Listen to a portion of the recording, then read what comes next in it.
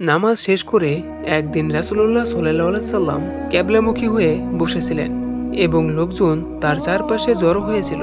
তখন একজন আরব বৃদ্ধ, যার পরনে ছিল পুরনো কাপড়, সে মহানবী সাল্লাল্লাহু আলাইহি সাল্লামের নিকট আসেন এবং বলেন, ইয়া রাসূল সাল্লাল্লাহু আলাইহি সাল্লাম, আমি ক্ষুধার্ত, আমাকে অন্ন দান করুন। আমার পরনে কাপড় নেই, আমাকে পরিধায় বস্ত্র দান করুন। আমি নিঃস্ব দরিদ্র, আমাকে দয়া করে কিছু দিন। রাসূলুল্লাহ সাল্লাল্লাহু আলাইহি সাল্লাম বললেন, আমার তো দেওয়ার মতো কিছু নেই, তুমি ফাতেমার বাড়িতে যাও, সে আল্লাহর পথে দান করে থাকেন।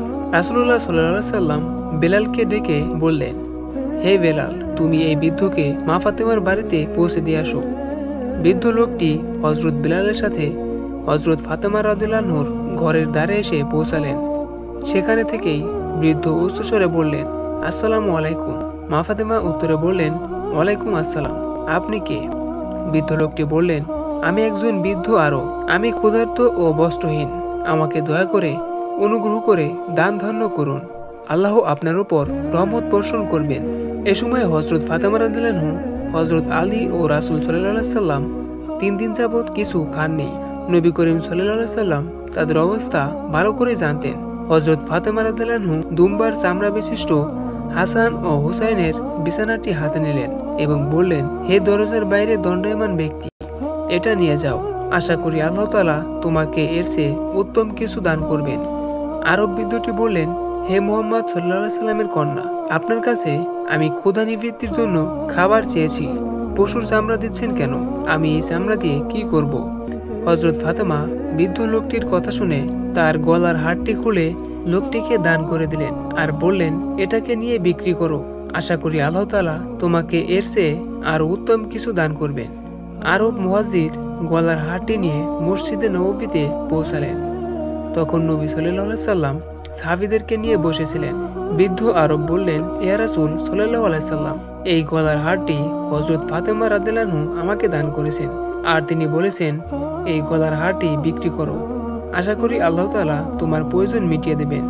রাসূলুল্লাহ সাল্লাল্লাহু আলাইহি সাল্লাম চোখের অশ্রু ধরে রাখতে পারলেন না। তিনি বললেন, যে জিনিস সমগ্র নবীকুলের নেত্রী ফাতেমা তোমাকে দিয়েছে, কি করে সম্ভব তার দ্বারা আল্লাহ তাআলা তোমার প্রয়োজন মেটাবে না? হযরত আম্মার ইবনে ইয়াসির উঠে দাঁড়ালেন। তিনি বললেন, ইয়া রাসূল সাল্লাল্লাহু আলাইহি সাল্লাম, আমাকে কি এই গলার হাড়টি কেনার অনুমতি দেবেন? রাসূল সাল্লাল্লাহু আলাইহি সাল্লাম জবাবে বললেন, যদি সমস্ত জিন ও ইনসান এটা ক্রয়ের মধ্যে অংশগ্রহণ করে, আল্লাহ তাআলা তাদের সকলের উপর থেকে দোজখের আগুন উঠিয়ে নেবেন। হযরত আম্মার জিজ্ঞেস করলেন, হে আরব বৃদ্ধ, এই গলার হাড়টি কততে বিক্রি করবে? বৃদ্ধ লোকটি বললেন, এই গলার হাড়ের পরিবর্তে আমার জন্য এতটুকুই যথেষ্ট যে আমি যেন তা দিয়ে কিছু রুটি ও মাংস কিনে আমার ক্ষুধা নিবারণ করতে পারি এবং একটা কাপড় কিনে আমার দেহ আবৃত করতে পারি, যেন সেই কাপড় দিয়ে আল্লাহ তাআলার দরবারে নামাজে দাঁড়াতে পারি। আর কয়েকটি দিনারই যথেষ্ট, যা আমি আমার পরিবারকে দিতে পারি। হযরত আম্মারের কাছে নবী সাল্লাল্লাহু আলাইহি সাল্লাম কর্তৃক প্রাপ্ত খায়বারের যুদ্ধে গনিমতের কিছু মাল অবশিষ্ট ছিল। তিনি বললেন, এই গলার হারের বিনিময়ে আমি তোমাকে 20 দিনার ও 200 দিরহাম, একটি ইয়েমেনি পোশাক এবং একটি উট দেব, যার মাধ্যমে তুমি তোমার পরিবারের নিকট পৌঁছাতে পারো, আর তাতে তোমার ক্ষুধা নিবারণের ব্যবস্থাও থাকবে। বৃদ্ধ লোকটি বললেন, হে পুরুষ, তুমি অত্যন্ত দানশীল। অতঃপর সে লোকটি হযরত আম্মারের সাথে তার বাড়িতে গেল। হযরত আম্মার প্রতিশ্রুতি মোতাবেক সবকিছু সে লোকটিকে দিয়ে দিলেন। বৃদ্ধ লোকটি মালামাল নিয়ে রাসূলুল্লাহ সাল্লাল্লাহু আলাইহি সাল্লামের কাছে এলেন। রাসূলুল্লাহ সাল্লাল্লাহু আলাইহি সাল্লাম জিজ্ঞেস করলেন, এখন তোমার ক্ষুধা মিটেছে? তোমার পরিধায়যোগ্য বস্ত্র পেয়েছো? উত্তরে লোকটি বললেন, জি হ্যাঁ, আমার প্রয়োজন মিটেছে।